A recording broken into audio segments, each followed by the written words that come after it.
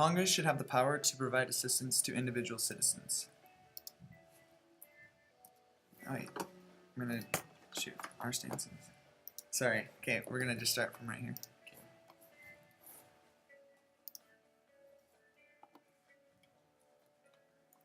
Alright, and now.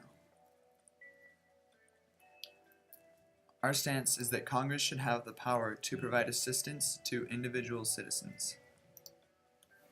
So what does that mean? Public assistance most commonly comes in a form more commonly known as welfare. Welfare is a government program that helps America's poor, unemployed, disabled, underprivileged, or others of similar circumstances. Oftentimes, welfare is also extended to single parents, elderly people, and orphaned children under a caretaker such as a grandparent or other relative. Why do we have welfare? Where did it even start? The first recorded use of what was essentially government welfare was the Civil War pension program. Its purpose was to financially aid by providing a pension for wounded Civil War veterans and Civil War vets' widows that pleaded poverty. A more proximate and permanent solution to providing federal-fueled public assistance was Franklin D. Roosevelt's New Deal starting in the 1930s. The way he saw it, America needed to prime the pump, so to speak. The plan was to spend money that we didn't have to fix the economy and catapult Americans back on their feet after the Great Depression. The idea was that once they regained their footing, they could better contribute to the economy of the U.S. as a whole. This is one of the major ideologies behind welfare. Spend money to help the poor with the end goal of helping the entire nation in the end. One of FDR's new programs was the Civilian Conservation Corps, or the CCC, where citizens could work hard labor jobs to earn money. Today, there is the Earth Conservation Corps. It is an opportunity for young adults from troubled areas and veterans alike. The deal is to work for a year on bettering the natural habitat around the country in order to provide jobs for those in need. The preamble to the Constitution states, "We the people of the United States, in order to form a more perfect union, establish justice, ensure domestic tranquility, provide for the common defense, promote the general welfare, and secure the blessings of liberty to ourselves and our posterity, do ordain and establish this Constitution for the United States of America." Public assistance to individual citizens is implied in the Constitution.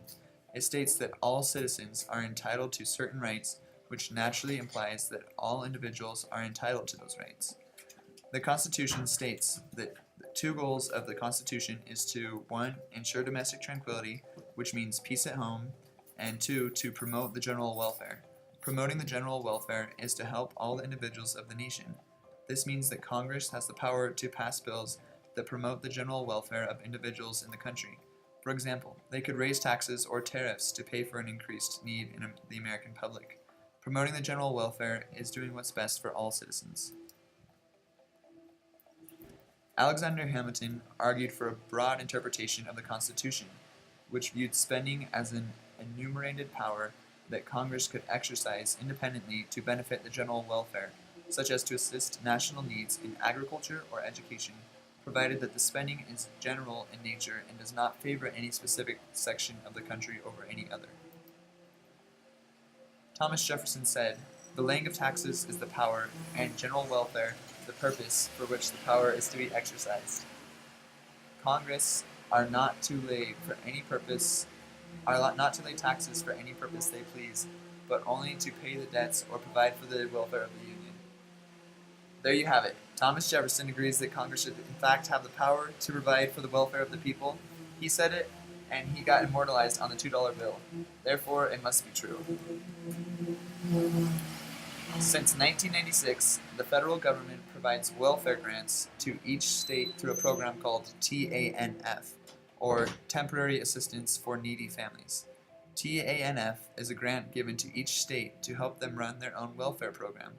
In order for individuals to be eligible for the grant money, they are required to find work within 2 years of receiving the aid and then to work for a minimum of 35 hours per week for single parents or 55 combined hours for families with both parents.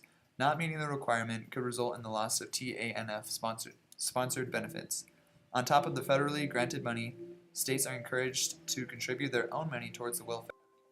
Welfare helps to stop crimes in the U.S. People will do what is necessary to meet their individual needs, and if their needs aren't being met, then they become inclined to do what is necessary to meet those needs. Oftentimes, this results in committing crimes such as stealing food or other essential basic life commodities.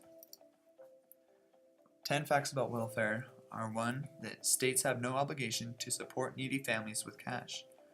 2. States are able to make their own rules to see who gets TANF and how much they get.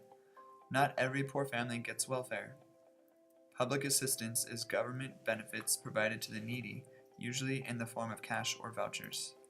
TANF is a federal grant given to states to help boost their welfare programs. The amount the federal government gives states for TANF has not changed since 1997. The program was not responsive to the recession or the recent rise in poverty. Since TANF began, the share of poor families receiving assistance has fallen in all states. Congress has the power to pass bills that promote the general welfare of individuals. The Civil War pension program was one of the first forms of welfare and passed in 1862. Sources. Congress should have the power to provide assistance to individuals. Mr. Beeson, do you feel like Congress should have the power to provide public assistance to individual citizens? I missed part of it. I was yelling. What did you say?